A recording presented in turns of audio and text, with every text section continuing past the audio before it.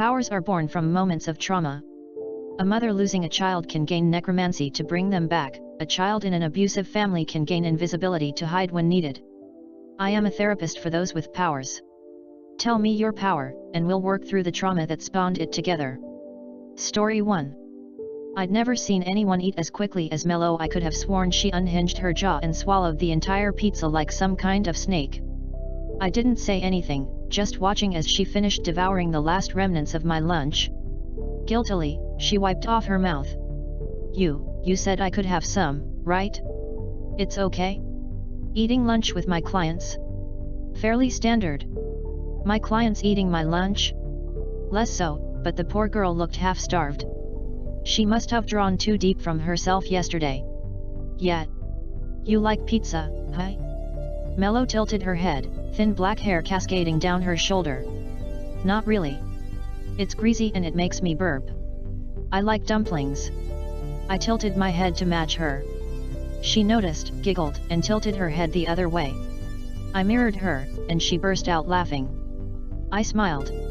Why eat so much pizza if you don't like it? She shrugged, still giggling. Because it's there.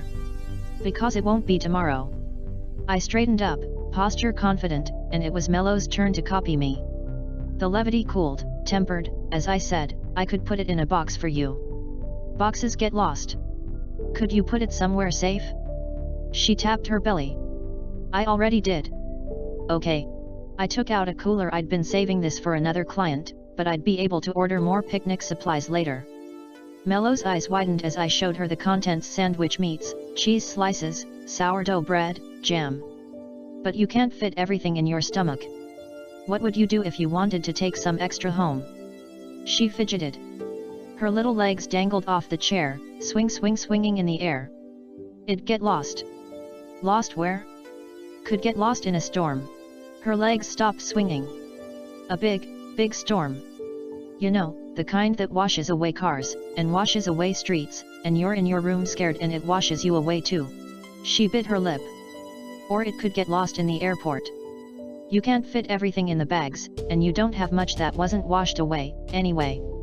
And anyway, you shouldn't need to bring that much. You have family where you're going and everything's going to be okay. She swallowed. Or it could get taken from you. Because you don't have the right papers. Because they can't let you in. Because there's too many refugees, and... She took a deep breath in, and I saw something flow into her, shoulders squaring up, tears held back by strength she shouldn't have. Strength she'd stolen from a tomorrow that she didn't believe would come. Not everything gets taken away, I murmured. And not everything gets lost. Yet? She sniffled, looking up at me. Like what? Carefully, I took out the bread and a slice of jam. She stared at it, longingly, and looked up at me, a question in her eyes. Here. A wedge of cheese. A swipe of jelly. She reached out to stuff them in her cheeks, but I held up a finger. Don't eat it all at once. Just, savor it. She looked up at me, hand trembling. She took a bite. Chewed. Swallowed. And then she broke down sobbing. SHH, SHH, SHH. I held out my arms, and she held me tight and close. It'll be okay. I gently pat her back. Tomorrow will be another day. Story 2. Thanks for seeing me. Vasi shuffled into the cozy little room, plopping themselves into the nearest couch. You're really good. It's good, what you do. What we do, I said. Vasi blinked, startled. Therapy is hard. Not just for me, but for my clients. It takes work from both of us, but it's worth it. I don't think Vasi shook their head. Yet. You're right. You're right, you're right, you're right. I didn't feel the need to fill the silence that followed. I meant what I'd said. If we were going to make any progress here, I needed Vasi as much as Vasi needed me. The silence would act as a vacuum, drawing Vasi out as they sought to fill it. So I held my tongue. There was no need to speak. If I understood correctly, Vasi heard too many voices already. It's just, Vasi grimaced. It scares them. What does? I gently prompted. No. It doesn't scare them. It makes them angry. If it takes something from me to make this work, to help you. The sea put their hands to their head. Because if it relies on me, no. I can't. It takes something I don't have. I'm not enough. I'm not enough. I'm not enough. I'm not enough. According to who? I asked. The sea paused, snapped out of the voices in their head for a moment. Then they smiled sadly and shook their head. Only the wind. I looked around the room, then asked, do you mind if I stand up? There's something I want to try. The sea laughed at something only they could hear. Go ahead, they muttered. I went over to the sink and began filling it up with cold, clear water. Once more, I didn't have to wait long before they spoke. Mind if I do? Can I ask what you're doing? Have you ever heard of the dive response? I asked. The sea shook their head. It's a trick. Most mammals slow down when they're underwater. Heartbeats pause, pulse drops, breathing stops, of course.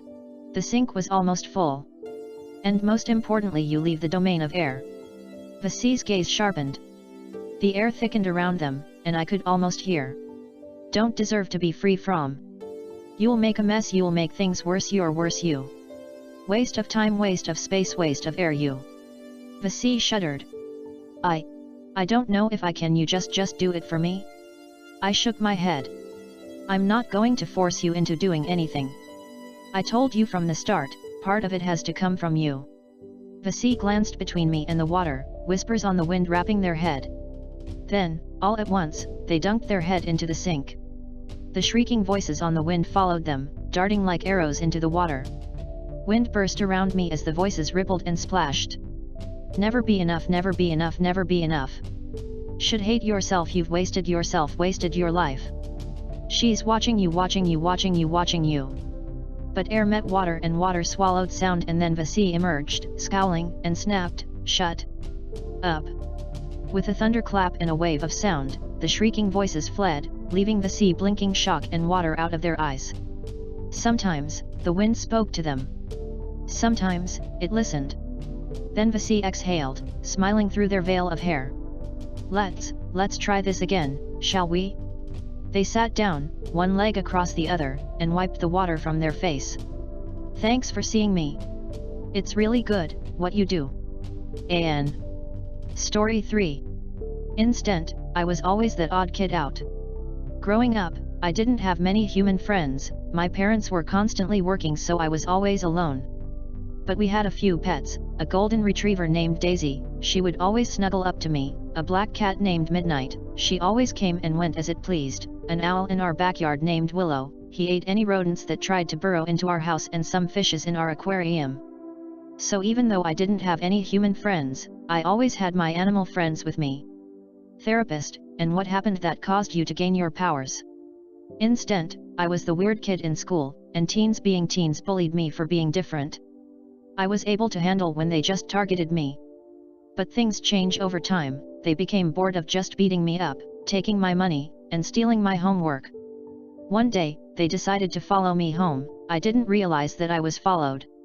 A week later, during the night when my parents were working far from home, I heard loud barking, hooting, and laughing. I immediately got up from my bed and ran to the backyard. But it was too late, Daisy had her stomach cut open, she was still breathing when I reached her. Therapist, it's okay if you want to take a few moments, I know that this memory must be hard on you. If you want, we can continue this another time. Instant, no, it's fine. I need to get this off my chest. I was too late to save her. I can still remember the warmth of her blood as I cradled her dying body. I can remember her last words to me, I love you. That was when I started to be able to understand animals. As Daisy's body grew colder in my arms, Willow landed beside me, and Midnight had came back. They looked at me expectantly. Willow said to me, we'll make them pay, I'll follow them home. I was still numb from the shock of Daisy's death, I hadn't fully registered the fact that I was able to understand animals. All I could do was nod in agreement as tears clouded my vision. Willow and Midnight left me alone to bury Daisy and make a grave for her. Therapist, it's okay, it's over now. Instant, I know. The next day at school, the bullies were constantly laughing and mocking me. They mimed stabbing and cutting actions at me. But they left me alone for the day. I had plenty of time to plot my revenge. That night, Willow and Midnight told me where each of them lived. For the rest of the week, they kept bullying me and threatening to come back and kill the rest of my friends. And for the rest of the week, I befriended various strays and did them favors, with the promise that on the day of judgment, they will aid me. On Saturday night, the bullies were on their way back from a night of drinking, clubbing, drugging and raping. Though I wanted to help the victims, I knew that my plans would fall apart if I acted too soon. So I watched in disgust, going over the plan in my head. I knew that they would all hang out at the leader's house at the end of the night and have a sleepover. So I sent rodents at the start of the day to burrow holes into the house and to unlock the doors from the inside. Once they all fell asleep, I stepped through the front door, and set the cats and rodents on each and every one of them, except for the leader. I had a special death for him. I watched as the bullies were devoured, as flesh tore off of their bodies, as blood dripped onto the carpet. They tried to scream, but their tongues were ripped out as they opened their mouths and smaller rodents scurried down their throats. I made my way to the leader's bedroom and opened the door. He laid there, sleeping peacefully as his minion's blood splattered the walls. In my gloved hand, I held a knife I took from his kitchen and a roll of tape, and by my sides were a large bulldog and a Doberman. The first thing I did was tape his mouth shut. This obviously woke him up, but that was what I wanted. I wanted to stare into his eyes as I plunged the knife into his gut and twist it. He tried to scream, he tried to struggle, but it was too late for him. I yanked the knife out and chucked it to the side. I stepped back and sized the dogs onto him. I watched unblinking as they tore him to shreds. Just before he died though, I stopped the dogs, and ripped the tape off his mouth and asked him how does it feel? He didn't respond, or rather, he couldn't respond. His body was in agony. He probably didn't register what I said. I watched as the light faded from his eyes. And I smiled. Hey, thanks for watching. If you want to see more, YouTube thinks you might like these videos.